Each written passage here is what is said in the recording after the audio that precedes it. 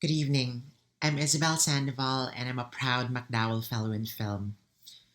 Last November, after 3 straight months of traveling to festivals to present my film Lingua Franca, I arrived for my residency at MacDowell the night of Thanksgiving, and right away was warmly welcomed by the other fellows celebrating there. For someone who's lived mostly in New York City after moving from the Philippines and conceived and made my art right where the action is, I wasn't sure what to expect from my time at MacDowell. It snowed steadily over the next 3 days, and my internal rhythm shifted both as a person and as a storyteller. I was in a creative thrall seeing extraordinary artists, including nail painter, deeply immersed in their own process, making art that's ambitious, challenging, and transcendent. And in the 5 weeks that I stayed at MacDowell, I finished the first draft of my upcoming feature film, Tropical Gothic, a 16th century set Philippine colonial drama that reimagines Hitchcock's Vertigo from a female gaze. I can never thank MacDowell enough for that experience. A few months later, in May, I received an email from Tulane Jones, the president of Array.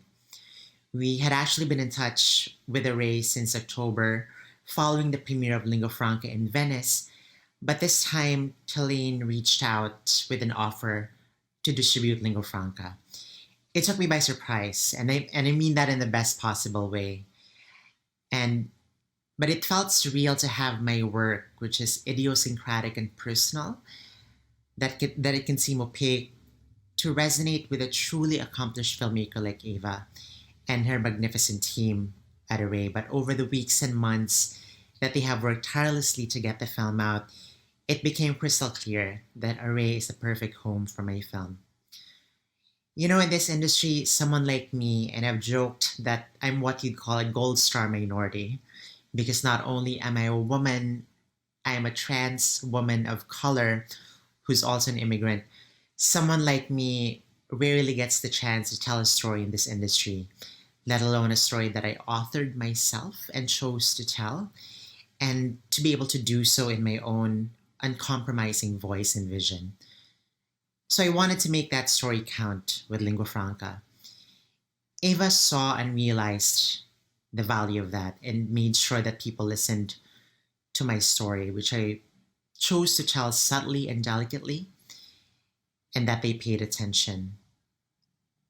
That the person who made that happen was Ava, who is a true maverick who forged her own path in industry and kicked doors open for underrepresented voices and artists like me, made it all the more meaningful.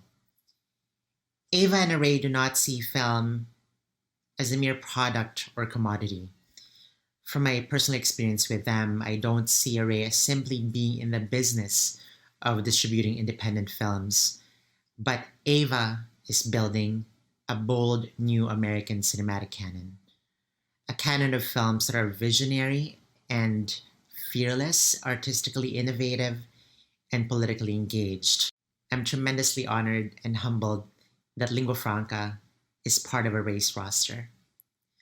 With that said, thank you, Ava and Array, for the contributions that you've made so far to American art and culture, and the remarkable contributions that I'm sure you'll continue to make.